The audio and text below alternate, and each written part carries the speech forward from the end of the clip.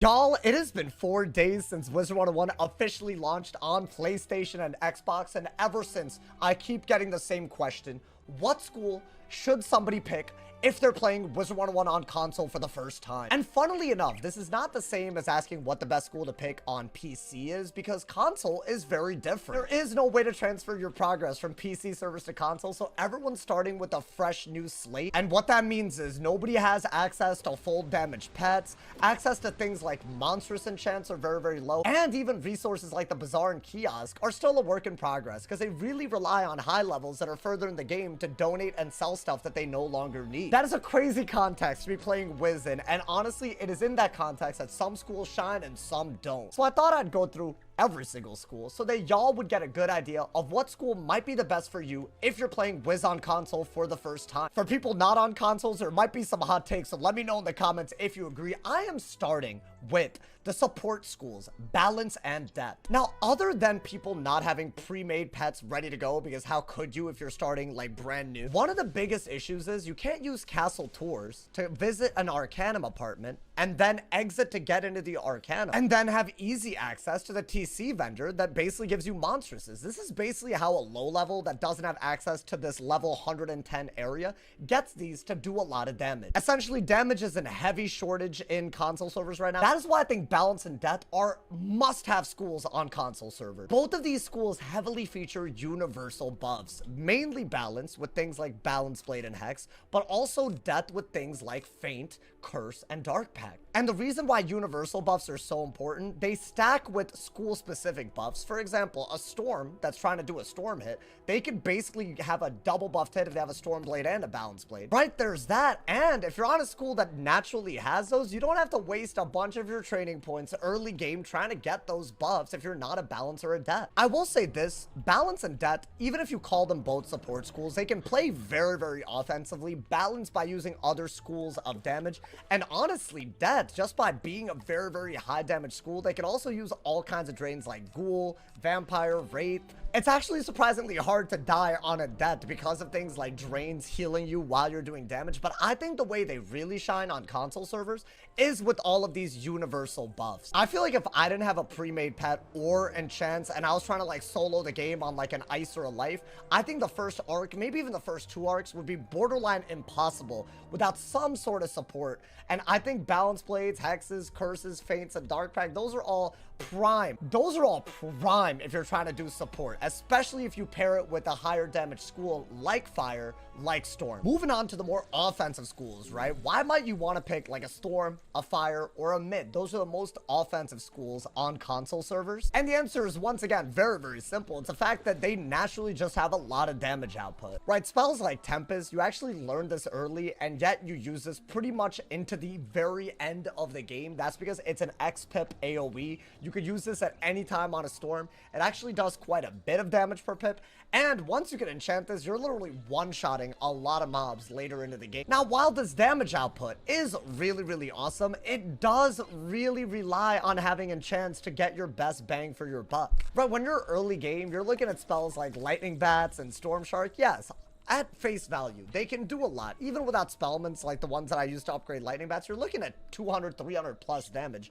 for very few pip. But unlike a high level Storm, you're gonna start off with nothing close to the 40 to at least 30% accuracy you need to not fizzle these spells. And with the high chance of fizzling and very little access to enchants, I feel like Storm is actually not the best hitting school. It only gets better as you go later into the game, so this might not be the best school to make right away on console. If you're trying to farm for a lot of endgame loot, it's pretty much customary that you want at least a Storm, or if not a Storm, a Fire involved. But I would argue the lack of enchants, lack of damage from pets, and also lack of accuracy from Storm naturally doesn't actually make it so good early game, especially with everyone starting for the first time brand new. It's gonna sound crazy, but I actually think Fire and Myth are probably the best if you want some consistent and high damage hits. Meteor Strike being like literally 5% extra accuracy, it might not seem like a lot, but early game gear will also give you a little bit of accuracy.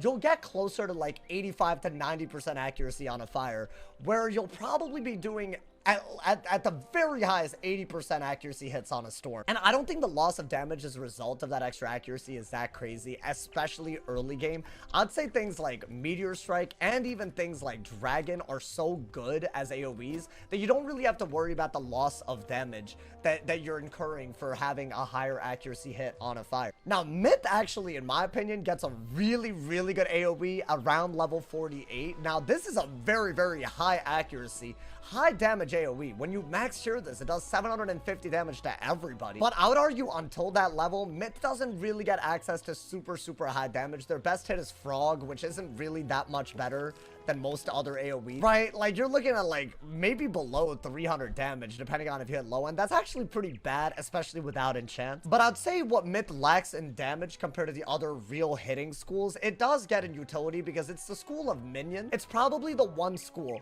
that's actually very, very beginner friendly if you're willing to cast minions and wait for the turns that the minions are going to occupy, right? It's going to take longer to fight fights with minions, right? It's literally an extra turn of animation, but it's a lot easier to solo with minions, especially early game, until you get the Orthrus. I actually did a playthrough on my Myth recently where I had no access to like extra resources from my other wizards, and I would delete them if I died. And surprisingly, the combination of minions until I got Orthrus was kind of potent. So out of all the three hitting schools, I'd say Fire and Myth are definitely above if you're starting brand new. And I'd say I'd choose Fire if you're more in a team setting, and Myth if you're more in a solo setting for sure. And finally, the two defensive schools. I would argue that the most defensive schools anyways are the healing school and the shield school, life and ice. Now, not having high damage pets is obviously going to affect every single school, but I think it quite dramatically affects the lowest hitting schools. The lowest damage per pip schools in Wizard101 right now are life and ice. What I think is even worse is that life is one of two schools that doesn't even have access to a good AoE unless you actually go out of your way to farm specific spell elements, right? Like Rat Spin. It's great if you have it. I'm gonna be honest, I'd be very surprised if that many life wizards on console had access to this. As a result, you have to actually wait until you're all the way up to level 48 to get a decent AoE that actually hits a lot.